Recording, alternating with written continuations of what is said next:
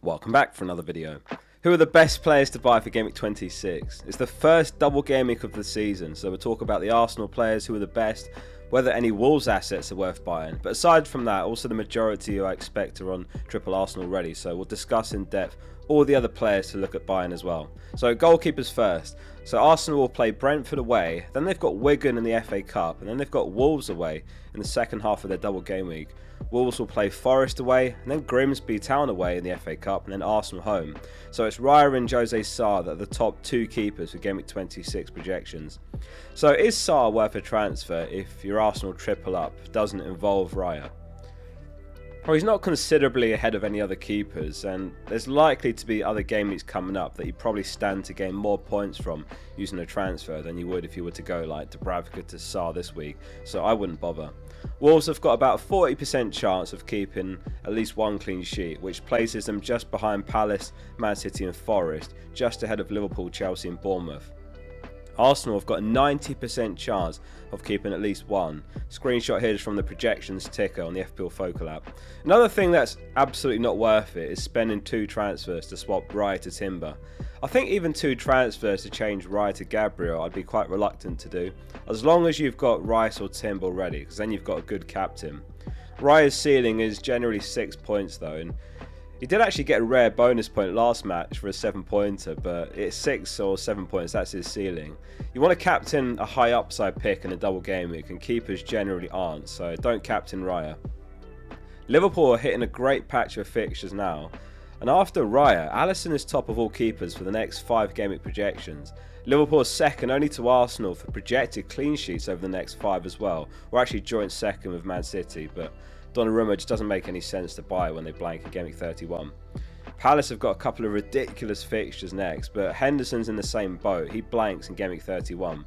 Potentially not an issue if your backup keeper will play in Game Week 31, but if you're going to buy a Palace asset, then there's some very good outfield picks for the next couple of game weeks. So let's move on to defenders, and you probably know the name that I'm thinking of Palace, Munoz. 3 home games to Burnley, Wolves and Leeds in his next 5 game weeks.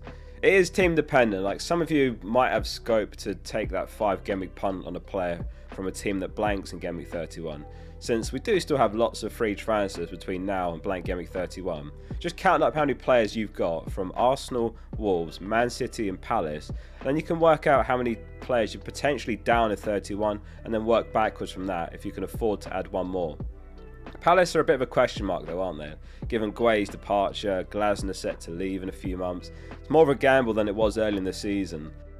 But Munoz was unbelievable up until his injury. He was the top scoring defender in the game at one point. In Arsenal's case, it's essential to be tripled up this week, whether that's triple defence or double defence and a midfielder. Gabriel is on 9.9 projected points this week, the most of the season so far, and then Timber 9.6, Saliba 8.8, Calafiori 7.7. I would avoid buying Calafiori just in case Nkapia gets a game at left back. Another team with a good run is Bournemouth. Senesi is projected 20.2 points for the next 5, which is actually about level with Munoz.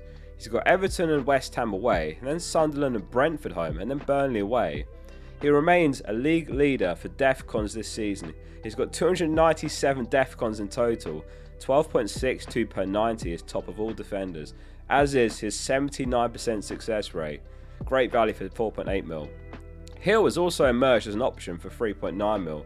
His centre-back counterpart. We were talking about him in last week's content. He started 7 in a row now, and he got an assist plus DEFCON last match. So in terms of returns, that's 7, 7 and 6 points in his last 3 games. So he looks an incredible enabler. He's on 17.4 points for the next 5 game weeks, so about 3 projected points behind Senesi.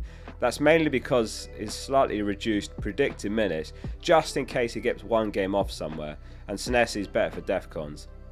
Karaj is on 5.6 points. He's got 2 goals, 1 assist this season, but his stats are absolutely crazy over his career, especially for a centre-back. 25 goals and 10 assists in centre-back in 124 games. He has played defensive mid and centre mid, even a few games in Cam before as well. However, going back to the same point with Sarr, it's just not worth a transfer when there's other defenders that look better for the next 5, and even similar this week like Munoz and Lacroix. Liverpool's defensive data has been unbelievable recently, and they've been a bit unlucky with the lack of clean sheets. 4.41 expected goals conceded over the last 6 is second best in the league after Arsenal. Liverpool have got Sunderland, Forest, West Ham, Wolves, Spurs, Brighton and Fulham. If you're sitting on a wad of cash from selling Saka, then he is worth considering as a set and forget. After the Arsenal defenders, he's top for projected points in the next 5. Midfielders next. Very late defcon for Rice last match to clinch a 5-pointer. He'd been on a run of blanks before that. He's the 3rd top scoring midfielder overall still with 134 points. A couple of nearly moments against Sunderland as well at the Emirates. He curled a shot just wide. He's on 9.4 points this game, so 0.5 behind Gabriel. And he's absolutely a viable captain this week if you really want to chase the upside with potential goal involvements from him. The top 2 are definitely Gabriel and Rice for captaincy, so you're best placed if you back one of those 2 this week. Zubimendi actually has goals in 2 consecutive games now. He's only 5.2 mil. So if you can't get to Rice without a hit, then Zubimendi's not the worst pick. Madueke, however, I would say is an avoid. He came off at 59 minutes last match. And this is the issue with Saka's injury. You think, oh, he's got to be nailed, but actually he's the only natural right winger. And he needs to be managed or it could get ugly if they lose another right winger. Let's talk about Palmer then. A hat-trick against Wolves. 2 of them were penalties, but I mean they all count. A 20-pointer. And he's the first player in Premier League history to have 3 first-half hat-tricks. So is he worth buying now? It's Leeds home and it's Burnley home. And then after that it's trickier fixtures, starting with Arsenal. So if you've got the transfers and the money to buy and then sell him after 2 game weeks, then yeah, go for it. He's clearly still carrying an injury though. He said after the game, "I'm not here to make excuses. I will get over the injuries. And I know what I can do when I'm fit, and hopefully I can get back to that soon. But for now, I just need to manage it and get there." And he also said, quote, "I've been going into games thinking, can I do certain things or can I not? But when given the next 2 fixtures, as long as he's able to start, it might not matter even if he gets 60 odd minutes again." Sarr is on 6.3 points this week. It's a similar situation with Sarr to Palmer. The next 2 fixtures could be genuine huge opportunities to attack, and they're high upside differentials. Sarr's got Burnley home and Wolves home. So I think Sarr is an easier hold beyond the next 2 though, given that he's a lot cheaper, plus the next 5 are easier fixtures compared to Chelsea. Wirtz is on 4.5 points this week, doesn't quite make the table, but he's someone that I'm looking at. Unfortunately, I can't quite get to him this week without a hit, so it's looking like it's probably going to be Game Week 28 when they've got West Ham home onwards. And Mbeumo was seen leaving Old Trafford after the Spurs game limping. Video here is from United Kev. He took a few knocks in the game, so hopefully that's all it is, just a knock and not a proper injury. Man United do play again on Tuesday, so it is a sharp turnaround, but we'll hear from Karaj in his press conference before the deadline. Like if Mbeumo's out, then it's going to have to be Mbeumo to Wirtz and Lafay to Rodgers for a -4. Anyway, I'll talk more about my team and the team selection tomorrow. Make sure you're subscribed. So aside from the obvious Rice and Bruno, if Mbeumo is out, then my favourite replacements would be those 2, Wirtz and Rodgers. A goal from Rodgers and 11 defcons last game. Just 1 short of that +2 bonus, but still a 10-pointer for Rodgers. And Villa's next few fixtures are amazing. He's got Brighton home, Leeds home, Wolves away. He's on 4.7 points this week. And looking at the next 5 game weeks specifically, Wirtz is actually ahead of Rodgers over that time span. The other name I think ahead of Rodgers who could be worth looking at, definitely on a few people's radar now, is Dango. Now obviously don't buy this week before Arsenal, but have you seen Brentford's fixtures from Game Week 27? So they've got Brighton, Burnley, Bournemouth, Wolves, Leeds, Everton and Fulham. He got a 12-pointer against Newcastle with a goal and an assist, an 8-pointer the game before against Villa, both of those away games. And Schade is the other one who returns from suspension after the Arsenal game. We'll talk more about those 2 next week, but keep them both in your mind as potential transfers. Lastly, honourable mention to 4.9 mil Dewsbury Hall, who got a goal assist and 3 bonus in the away win over Fulham for a 13-pointer. The fixtures aren't the greatest, but they do have 2 home games next against Bournemouth and Man United, plus they've got Burnley home in Game Week 29. It is Chelsea home though in blank Game Week 31, which isn't ideal.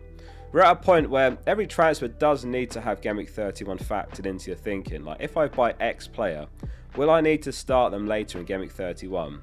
PlanFPL.com is a really good site and it's a free tool. You basically enter your ID and you can see your team and how it looks in future game weeks. Not sponsored, it's just a great free website. Okay, let's finish up with the forwards quickly. So Havertz makes the table for the first time in a very, very long time, and he comes in top in fact.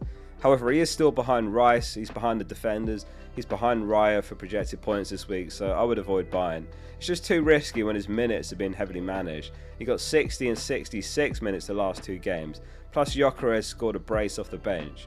The Arsenal forwards just don't really make any sense to me. Like, one of them could smash it, but Raya, defenders and Rice just look more logical. It might be the first game week in a long time that Haaland is under 100% effective ownership as well, meaning that you actually gain rank from any points he scores for you, even if he's not your captain. If you're on a free hit, then Tolu or Mane could be a fun pun. I wouldn't consider either otherwise, unless it's to downgrade a forward to upgrade a midfielder. You know, like for example, let's say you're selling Bowen to Mane to afford Tavernier to Bruno, then obviously that's worth it. Watkins was back in Villa's 11 last match as they went on to draw against Bournemouth, and he actually scored, but it was slightly offside. He's a bit on the expensive side, and I think I'd rather Ekitike for about the same price if I was buying a forward for the next 5 or so game weeks. I'm going to be talking all about the triple captain chip in my team selection video, whether mine is active and where the other opportunities could be, so make sure you subscribe for that analysis and let us know in the comments what your transfer plans are. Thanks for watching as always, see you soon for the next one.